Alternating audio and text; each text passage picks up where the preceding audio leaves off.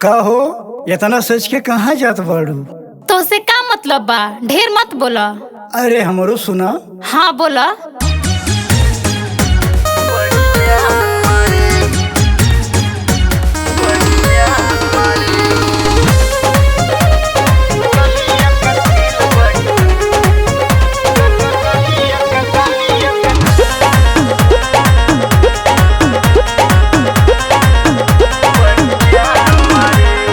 कैसा लिपस्टिक लगौलू फूल झड़ी हो कि जान मारे, हाँ जान मारे।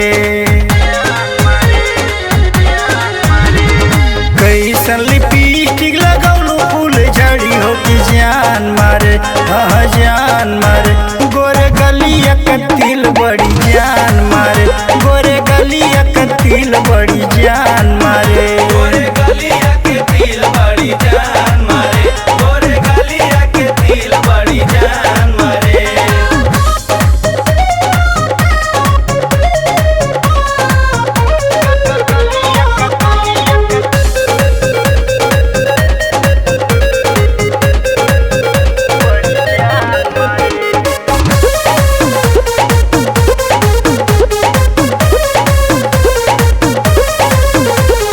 दिल्ली से मंगौलू हथियारा के बाजार से, आरा के बाजार से हो, आरा के बाजार से। हई हम दीवाना तनी देखला हो प्यार से। देखला ना प्यार से हो, देखला ना प्यार से। दिल्ली से मंगौलू हथियारा के बाजार से, हई हम दीवाना तनी देखला हो प्यार से। करे कसमास तो हर चढ़ली जवनिया उफान मारे, हाँ उफान मारे। गोरे गलिया का तिल बड़ी जान मारे, गोरे गलिया का तिल बड़ी जान मारे। गोरे गलिया के तिल बड़ी जान मारे, गोरे गलिया के तिल बड़ी जान मारे।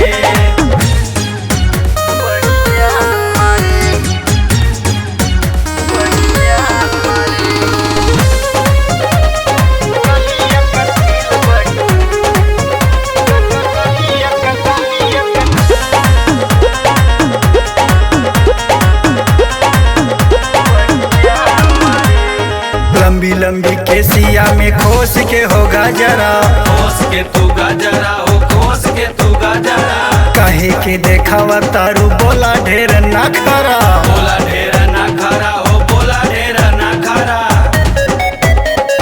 लंबी लंबी केसिया में खोस के होगा जरा, काहे के देखावा तारू बोला ढेर ना खरा। देखलू कनखिया से जब तू अनिल के परान मारे, हाँ परान मारे। गोरे गलिया का तिल बड़ी जान मारे, गोरे गलिया का तिल बड़ी